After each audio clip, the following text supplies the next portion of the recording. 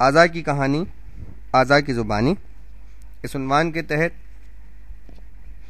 ہم آپ کی خدمت میں پیش کر رہے ہیں آنکھوں کی کہانی، آنکھوں کی زبانی۔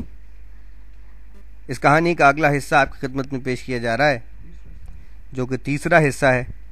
سماعت فرمائیے۔ آنسو ہماری ناگزیر ضرورت ہیں۔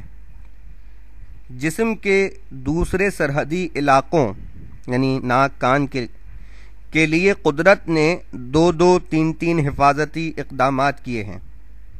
آنکھیں جسم کی ساحلی سرحد کی حیثیت رکھتی ہیں۔ یہ علاقہ بالکل سامنے کے حصے میں واقع ہے۔ یہاں دشمن کے حملوں کے امکانات زیادہ ہیں۔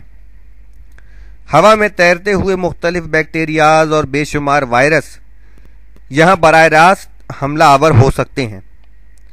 اس کے باوجود یہاں حفاظت کا ایک انتظام کیا گیا ہے، لیکن یہ حفاظتی انتظام دوسرے علاقوں کے دفاعی انتظامات سے کہیں زیادہ جدید اور مؤثر ہے۔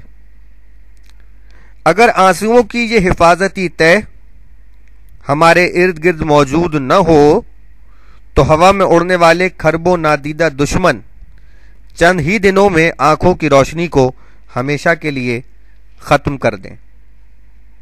آرام کرنا ہم آنکھوں کے لیے بھی بے حد ضروری ہے۔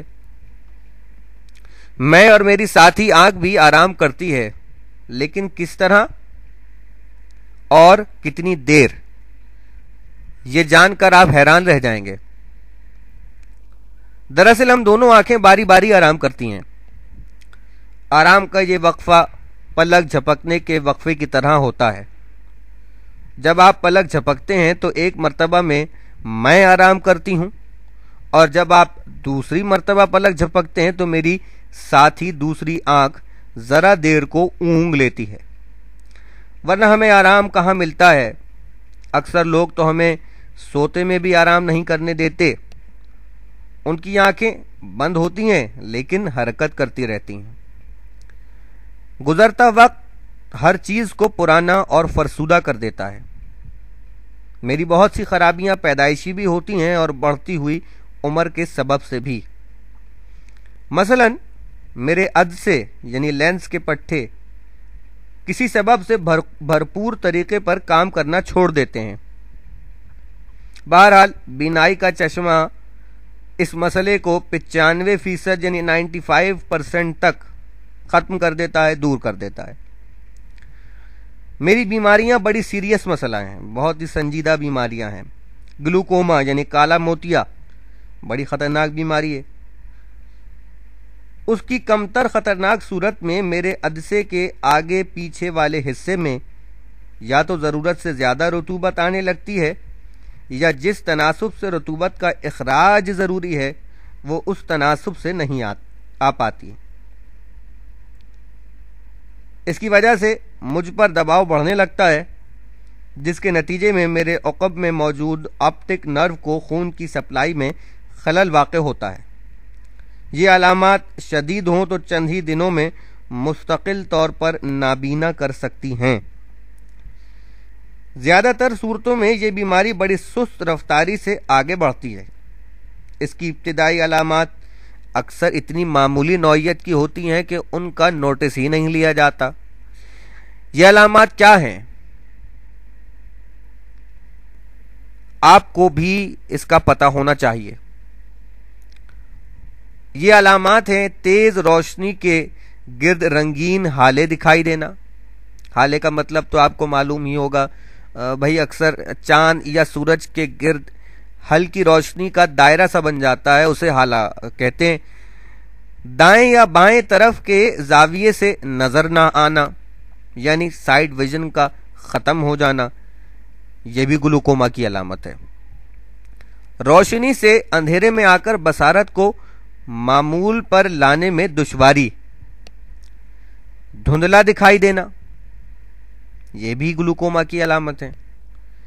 40 سال کی عمر کے بعد گلوکوما سے آنکھ کو نقصان پہنچنے یا بینائی ضائع ہونے کے امکانات 2.5% ہوتے ہیں۔ بہرحال اس کا علاج بھی موجود ہے، چاہے قطروں کی صورت میں یا کوئی دوا ہو یا سرجری۔ एस्टिग्मेटिज्म मेरी एक और आम बीमारी है और ये भी मेरे कर्निये को मुतासिर करती है। इसकी वजह से मेरा कर्निया मुदव्वर नहीं रहता और बीनाई में खराबी पैदा हो जाती है। नज़र के चश्मे की मदद से बीनाई दुरुस्त हो सकती है। अक्सर आँख का अक़बी पर्दा यानी रेटिना अपनी जगह छोड़ देता है, जैसे चिपका हुआ वॉलपेपर उखड़ जाता है। ये बड़ी सीरियस बीमारी है। इसकी अलामात मरीज़ को बहुत परेशान करती हैं। आँखों के सामने बेतरतीब अंदाज से रोशनी की चमकदार लहरें, चीज़ों का मस्क नज़र आना, निगाहों के सामने धुंधले धुंधले धब्बे दिखाई देना। सर्जरी के ज़रिए मेरा ये अक़बी पर्दा दोबारा चिपकाया जा सकता है। इसके 80% ऑपरेशन यानी 80% ऑपरेशंस कामयाब हो जाते हैं। मेरा कर्निया यानी कॉर्निया और अदसा यानी लेंस ट्रांसपेरेंट बाफ्तों से बने हुए हैं। अगर ये शफाफ ट्रांसपेरेंट न रहें तो आखिरकार नाबीनाई का सबब बनते हैं। अगर ये खराबी यानी धुंधलाहट कर्निये में पैदा हो जाए तो कर्निये की तब्दीली ही इसका इलाज है, और अगर ये खराबी अदसे में पाई जाए तो मोतिया के ऑपरेशन के बाद मरीज़ की मर्जी पर मुनहसर है कि वो मोटे शीशों वाला चश्मा इस्तेमाल करे या कॉन्टैक्ट लेंस। इस ऑपरेशन को मोतिया का ऑपरेशन या कैटरिक का ऑपरेशन भी कहा जाता है। मसनूई अदसा भी आँख में डाला जा सकता है, जिसके बाद अगर कोई दूसरी खराबी न हो तो बीनाई नॉर्मल हो जाती है।